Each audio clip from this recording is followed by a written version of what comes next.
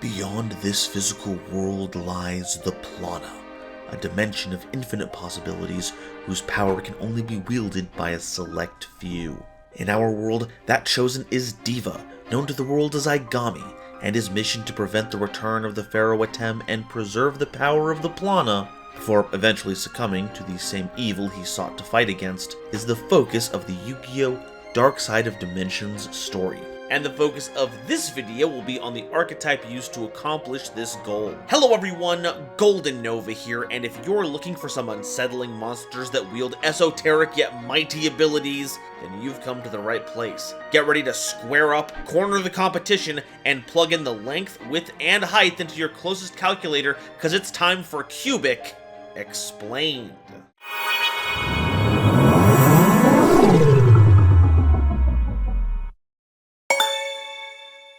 Today's episode is possible thanks to viewers like you, as well as my patrons. If you like what I do here, I would super appreciate it if you'd subscribe to help us reach another wonderful milestone video. And if you want to support me directly while getting some awesome benefits, check out the link to my Patreon in the description below. So, what's the deal with cubics? Well, primarily, the theme starts out by utilizing a singular monster, Vijam the Cubic Seed. Many of our monsters will ask us to send a certain number of cubics that we control to the graveyard to summon themselves, but many of them can't actually be normal summons, so we have to rely on Vijam and one other monster. However, these other monsters can refund those seeds specifically in order to enable the summon of progressively larger cubics. Though we also have an alternate game plan in the form of our fusion and its component parts, but I'd like to save the information on those until we get to them. As for their inspiration, the cubic part likely comes from the fact that Aigami wields the power of the quantum cube as his weapon of choice, an item that is purportedly a secret 8th millennium item, able to send their victims to another dimension, which will slowly eat away at them until there's nothing left, like some sort of realm made of shadows. But after doing some actual research on this, it turns out there's a lot more to it. The Japanese name for these cards is Hokai, Direction World, which seems to be a reference to the Buddhist concept of the world of the 10 directions. Now, it may be surprising to hear, but I don't exactly have a really good grasp on Buddhist practices and traditions, so I don't want to say anything definitive about what the world of the 10 directions is. I'm leaving that open to everyone in the comments who might know a thing or two. But it did seem like each direction has its own guardian, which each cubic monster seems to represent. So that's pretty cool. Speaking of, let's go over those monsters right now.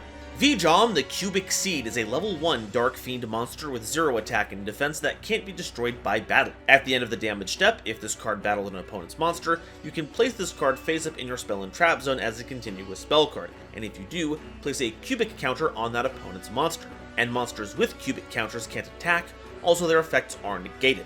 And if this card is treated as a continuous spell card by this effect during your main phase, you can special summon this card from your spell and trap zone. Shaman only does this when it was put in the back row by its own effect, otherwise Snake Eyes would be having a field day right now. The general idea is that you set this, and your opponent will inadvertently attack into it, thereby ruining that monster with the cubic counter you give it. Something we'll see on a lot of cards moving forward.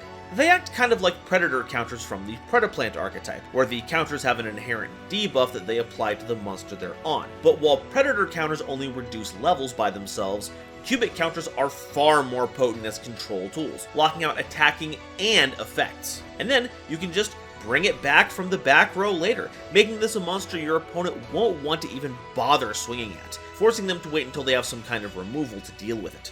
There's quite a bit going on with this theme, but I think it's fair to say that Vijam is going to be key to your success if you're using a traditional build. You've just got to make sure to plant the seeds early on. Okay, this next section is going to be a bit messy. The following cubics make up the meat of the strategy and have a kind of level up mechanic that gets you into bigger and badder cubics. They all have 0 attack and defense and can't be normal summoned or set, and must first be special summoned from the hand by sending a certain amount of cubic monsters you control to the grave. Notably, it does specify monsters, so Vijams that are in your spell and trap zone do not count. And these are split among 2 different evolutionary lines, the fairy type kings and the beast type beasts. Very original. Let's start with those kings. Each one of them burns your opponent for 800 damage if special summoned from the hand. Garagile, the Cubic King, is a level 2 wind monster and can be special summoned from the hand by sending one cubic monster you control to the grave. And if summoned by its own effect, it gains 800 attack. And at the end of the damage step, if this card battled, you can target up to 2 Vijam the Cubic Seeds in your grave, then send this card to the grave, and if you do, special summon those targeted cards. Then you can add Vulcan Dragny, the Cubic King, from your deck to your hand, which itself is a level 3 fire monster and can be special summoned from your hand by sending 2 cubic monsters you control to the grave. If summoned by its own effect, it gains 1600 attack, and at the end of the damage step, if this card battled, you can target up to 3 Vijams in your grave, send this card to the grave, and if you do, special summon those targets. Then you can add an Indiora Doomvolt, the Cubic Emperor, from your deck to your hand. That one's a level 4 light monster that can be special summoned from your hand by sending 3 cubic monsters you control to the grave. And notably, this one can't be summoned by other ways. Our previous two had the must first be summoned clause. If summoned by its own effect, it gains 2400 attack, and if this card in your possession is sent to the grave by your opponent's card, either by battle or card effect, you can target up to 3 cubic monsters in your grave and special summon them, then you can add a cubic card from your deck or grave to your hand. I wouldn't exactly call this an incredible payoff for having gone through multiple battle phases to get a monster who's not even strong enough to go toe-to-toe with Dark Magician and only has a floating effect. If you've made it this far, you have done 2400 points of burn damage, but that's only barely over a quarter of their starting total. Where do we go from here? Indiora is less of a Doom Emperor and more of a mild dread that a monarch might punch me in the face Emperor. But does our other evolutionary line fare any better? Let's check out the beasts. Dark Garnix, the Cubic Beast, is a level 2 Earth monster that you can special summon from your hand by sending a cubic monster you control to the grave, and if summoned this way, it gains 1000 attack. And when this card destroys a monster by battle, you can target up to 2 Vijam, the Cubic Seeds in your grave, send this card to the grave, and if you do, special summon those Vijams. Then, add a Blade Garudia, the Cubic Beast, from your deck to your hand. That one's a level 3 fire monster that needs you to send 2 cubic monsters you control to the grave to special summon itself from your hand, and if summoned this way, gains 2000 attack. Also, it can make a second attack during each battle phase. And when this card destroys a monster by battle, you can target up to 3 Vijam the Cubic Seeds in your grave to send this card to the graveyard, and if you do, special summon those targets, and add a copy of Buster Gundil the Cubic Behemoth from your deck to your hand. That is a level 4 light monster that needs you to send 3 cubic monsters you control to the grave to special summon itself from the hand, and if summoned this way, it gains 3000 attack. And like with Indiora Doomvolt, Buster Gundil can only be summoned this way. It can make a second and third attack during each battle phase, and if this card in your possession is sent to the grave by an opponent's card, you can target up to 3 cubic monsters in your grave and special summon them. Then you can add a cubic card from your deck to your hand. This is a far sight better than our king monsters, since our end boss actually has an attack stat worth its station and has multiple attacks on it. Buster Gundil is a force to be reckoned with, but there is a catch. The king line only has to survive combat to do the level up. The beasts actually have to win combats, and I don't know how Dark Garnix is going to pull that off with only 1000 attack. Granted, we do have some support cards that can help with that, but they're gonna need them because flying solo is not in these compadres travel packages. So overall, pretty big improvement over the other group of monsters, though how this big towering construct looking thing can get away with calling itself a beast type is beyond me. Duza, the Meteor Cubic Vessel, is a level 4 light machine monster with 1600 attack and defense. Fun fact, because Duza is a machine monster with the same attack and defense, it's actually an honorary Gizmek, working with all of their effects because it checks all the same stuff. That's pretty fun, right? And if this card is normal or special summoned, you can send a cubic card from your deck to the grave. And once per turn, during either player's turn, if a monster was sent to your grave this turn while this card was face up on the field, you can make this card gain 200 attack for each monster with a different name in your grave until the end of the turn. Wow, finally, a second cubic we can actually normal summon. Outrageous! And honestly, this is probably our best one. Not only can this help fast track your Vijams into the grave to give us targets for our level up effects, many of our on-theme spell and trap cards actually have killer grave effects. So while this doesn't automatically set up Duza's attack boost, they can still be invaluable for getting our plays off the ground. And yeah, with enough setup, Duza can actually be a pretty nifty combat threat. Even just 2 differently named monsters in your grave gets this to 2000 attack. And if you can get up to 7, we're looking at a 3k beater. The name of the game with Duza is versatility, and it accomplishes that in spades. You could say it's a bit of a doozy. Okay, so these past few cubics have been largely mediocre. Perhaps okay if you wanted to be generous. Now are you ready to poop your pants? Because we're about to get scary here. Crimson Nova the Dark Cubic Lord is a level 10 Dark Fiend monster with 3000 attack and 0 defense, and must be special summoned from the hand by revealing 3 other cubic cards in your hand with different names, and you can't special summon this card by other ways. It's unaffected by other monster effects whose original attacks are 3000 or less, so Valor isn't going to get in your way, and when this attacking card destroys a monster by battle, you can activate this effect, letting this card make a second attack during this battle phase. And during the end phase, each player takes 3000 damage.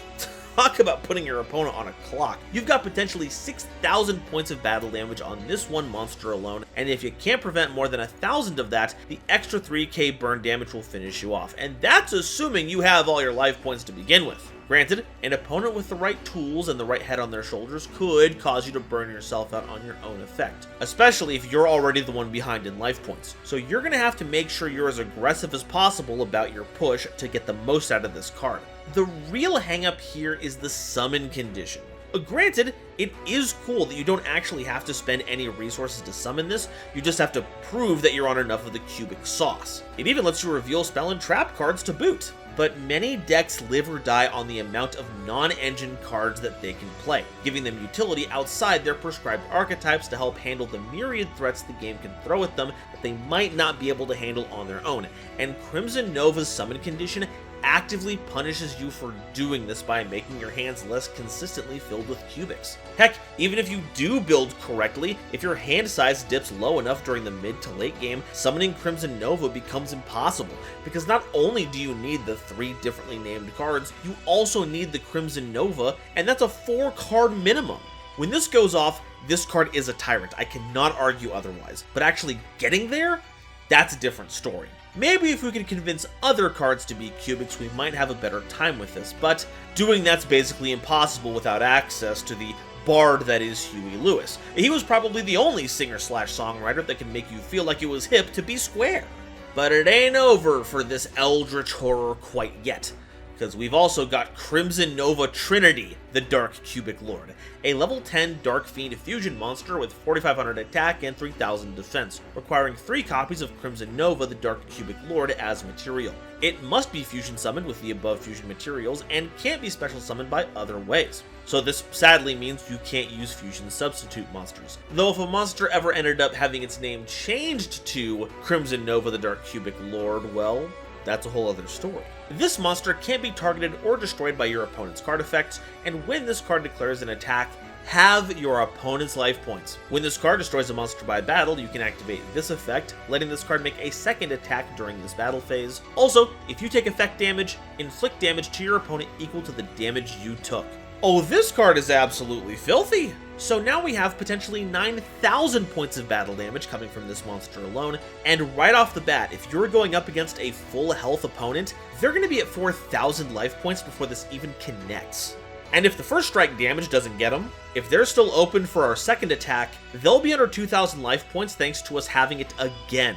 So survival is basically off the table for them. Now the kicker is that you need to assemble every Crimson Nova you have in your deck to fuse for this, and doing this plus having a polymerization is still a pretty big ask, but thankfully, Fiends have their own miracle fusion in the form of Dark World Accession. So if you just slowly and steadily put the Novas into your grave over the course of the duel, you can surprise your opponent with the most terrifying boss monster they've ever seen, making for a wonderful little win condition on the side, with Duza helping to set things up even faster.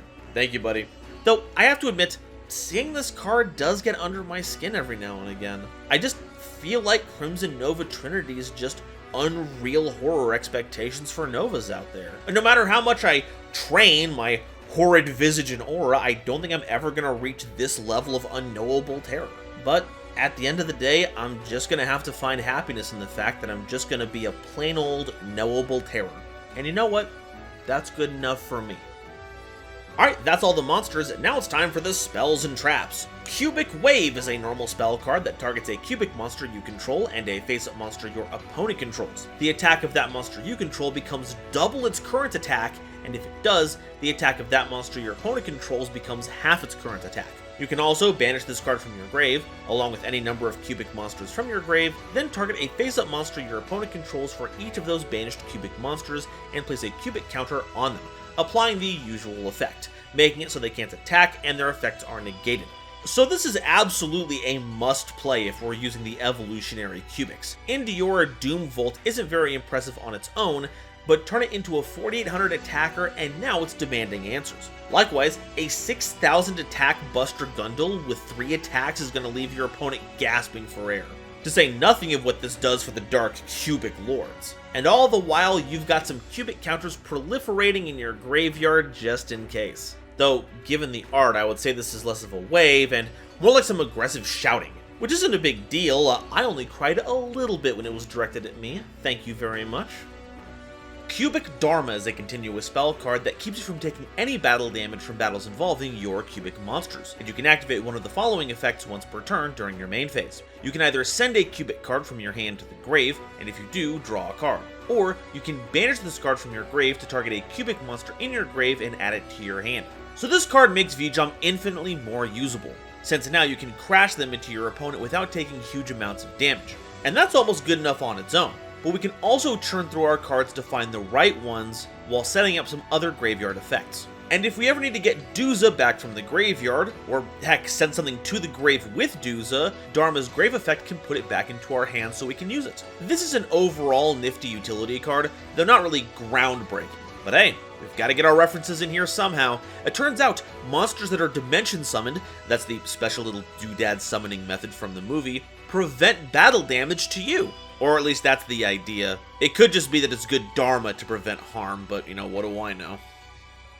Cubic Karma is a continuous spell card that, when activated, lets you target a cubic monster that you control except Vijam the Cubic Seed. To send any number of Vijam the Cubic Seeds from your hand and or deck to the graveyard, then that monster gains 800 attack for each one sent, even if this card leaves the field. During your opponent's turn, if Vijam the Cubic Seed is special summoned by the effect of a cubic monster, send this card to the graveyard, and if you do, have your opponent's life points. And you can also banish this card from your grave to add a cubic monster from your deck to your hand. So, right off the cuff, this gets all of your Vijams into rotation, letting your evolutionary cubics operate as normal while giving them a sick boost. If anything, it's kind of integral for making Dark Garnix big enough to actually fight something. The second effect is a bit strange. We do have several effects that summon our Vijams, but they tend to do so during our own turn, namely the ones that fulfill our evolution conditions. But remember that Indiora and Buster both float into cubic monsters when your opponent destroys them. So if they do so during their own turn, if you summon a Vijam with that floating effect, you can now punish them by taking away half their life points. Situational, but not without impact. I would say losing half the resource that keeps me in the game would be a pretty good deterrent. The real draw for this, though, is the card's graveyard effect, acting as a tutor for any of our cubic monsters. And with Duza able to mill any on-theme card, it basically functions as a Stratos now. I love seeing cards change context as we get to know other cards, giving them more utility than they otherwise would have alone. Must be all that good karma going around. Cubic Ascension is a normal trap card that, when an opponent's monster declares an attack, you can special summon a Vijam the Cubic Seed from your deck, and if you do, change the attack target to it and perform damage calculation. If your opponent's life points are at least 2,000 higher than yours, you can banish this card from your grave to special summon a Vijam from your hand, deck, or grave. Then, if only your opponent controlled a monster when this effect was activated, you can special summon up to 2 more.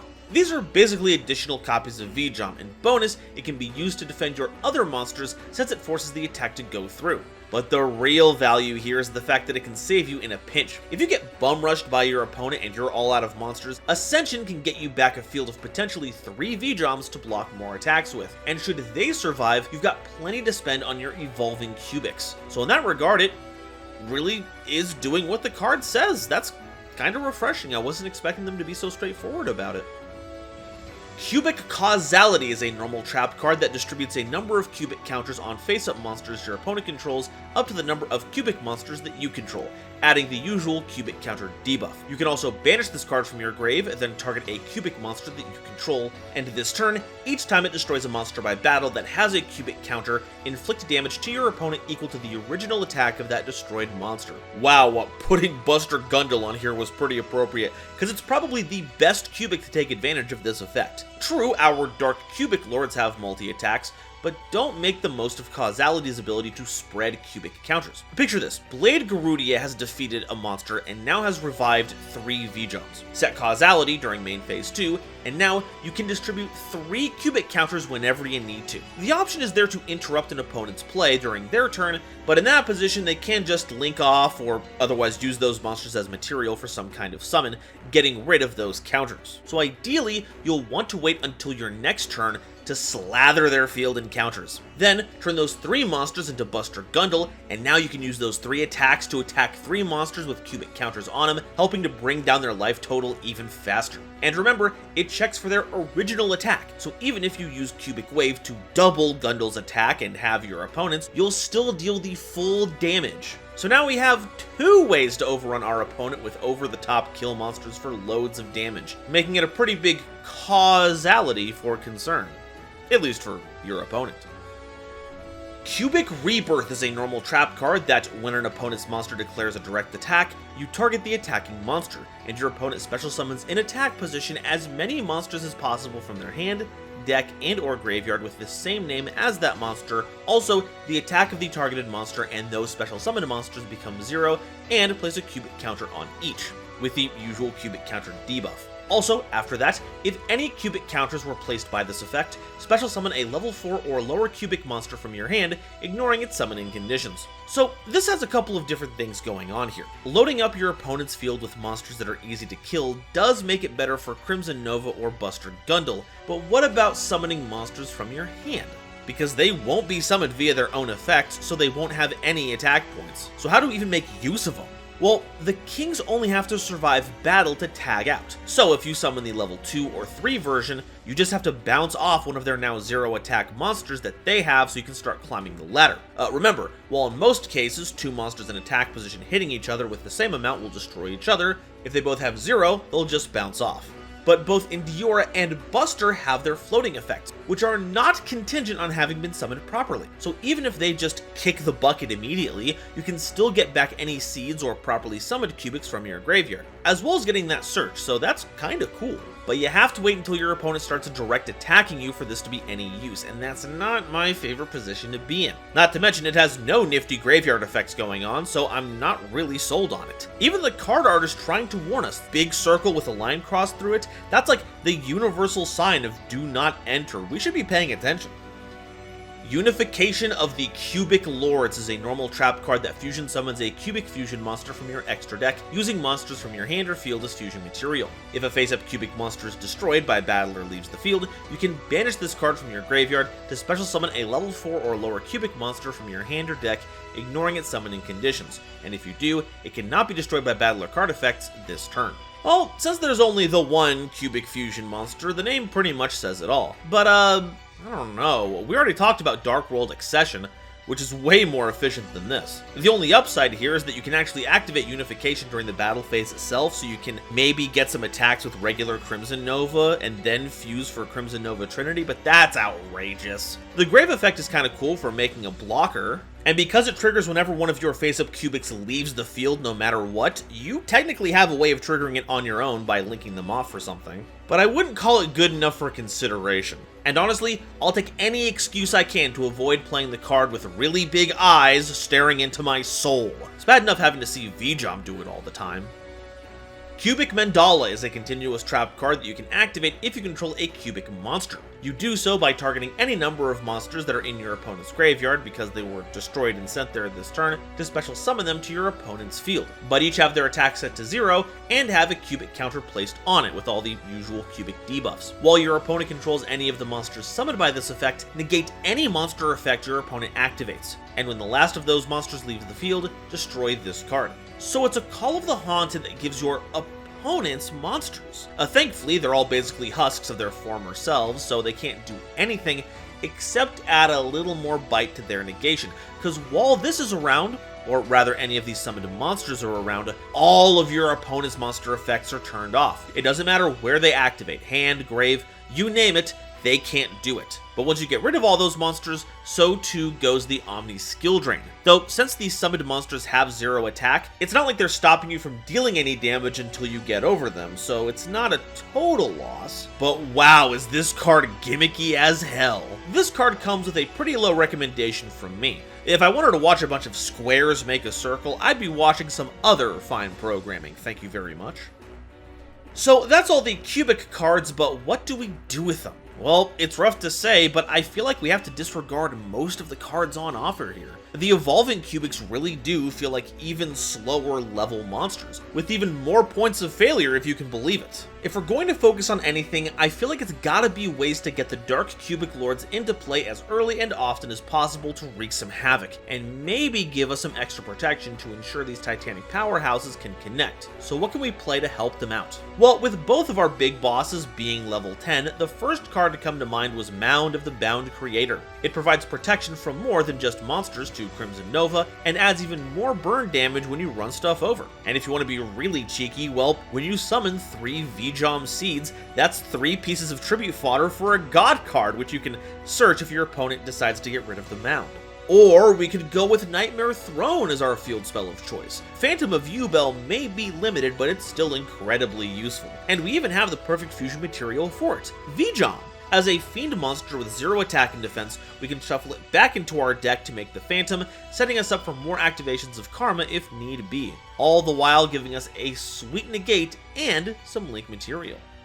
How about assembling our Crimson Novas? We've got some pretty good options. We can't use fusion substitute monsters, but we sure can change names to use as material, and Elemental Hero Prisma is as much of a goat as ever in that regard. Not only does it become Crimson Nova when you activate the effect, you load one up in the graveyard to accomplish this. So once you fire off Dark World Accession, you've actually got 2 of the 3 you need. And how do we get the last one? Well, Witch of the Black Forest ain't half bad since we're looking for a monster with 0 defense. And we're not looking to use the effect of Crimson Nova if that's the case, we want Crimson Nova Trinity.